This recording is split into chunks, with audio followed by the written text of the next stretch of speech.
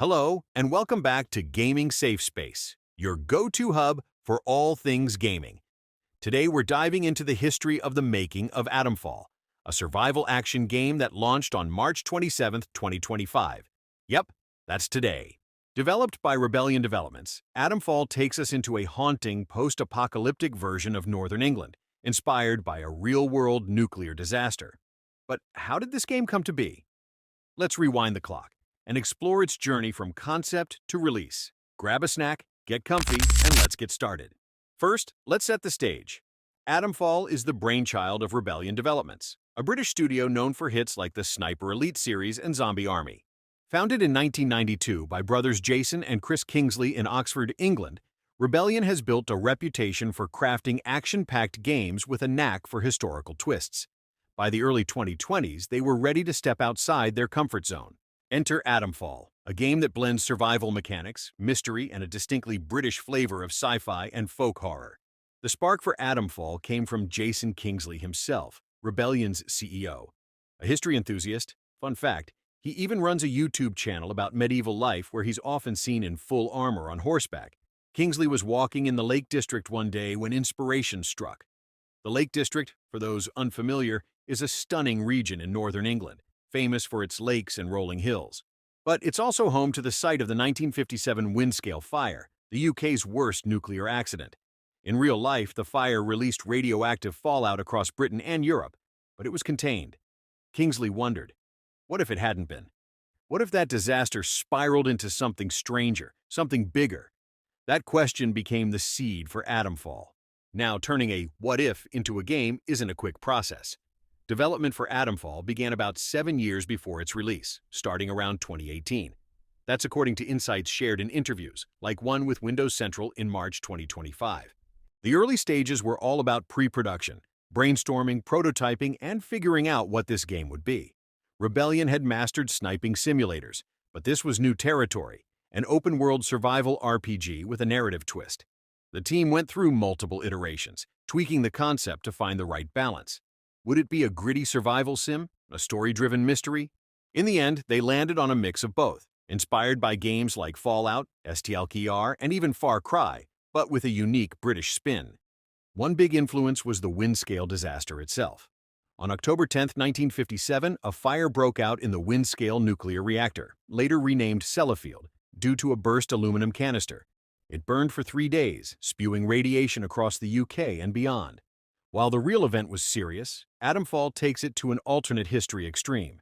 Set in 1962, 5 years after the fictionalized disaster, the game imagines a quarantine zone in Cumbria where radiation has birthed mutants, cults, and rogue robots. It's a far cry from the controlled cleanup of reality, and that creative leap came from Rebellion's love of pulp fiction. Think 1950s sci-fi like The Quatermass Experiment and folk horror like The Wicker Man. So, how did they build this world? Rebellion leaned on their in-house Asura engine, the same tech powering Sniper Elite. It's great for detailed maps and stealth gameplay, which you'll find plenty of in Atomfall.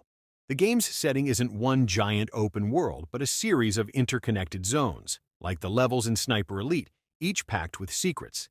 Think abandoned villages, underground bunkers, and lush countryside dotted with those iconic red phone boxes.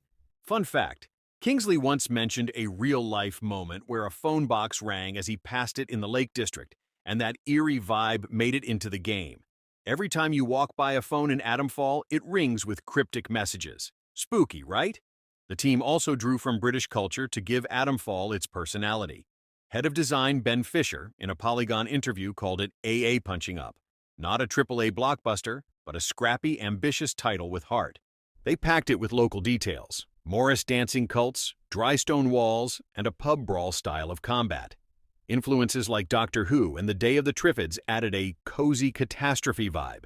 Think eerie yet familiar. It's not just another post-apocalyptic wasteland, it's a quintessentially British one. Development wasn't all smooth sailing, though. Rebellion was stepping into uncharted waters, and Jason Kingsley admitted in a PC Gamer piece that there was nervousness alongside the excitement. Making a sniping game? They had that down. Crafting a narrative-driven RPG with choice and consequence? That was trickier. The team experimented with ideas, like letting players kill every NPC, no plot armor included, and some didn't pan out. Early builds went through tons of changes, refining the survival mechanics, think scavenging and crafting, and the lead system, where you piece together clues instead of following a traditional quest marker. As 2025 rolled around, Rebellion fine-tuned Atomfall for launch. They added accessibility options, adjustable difficulty, aim assist, even color customization for the UI, making it their most inclusive game yet.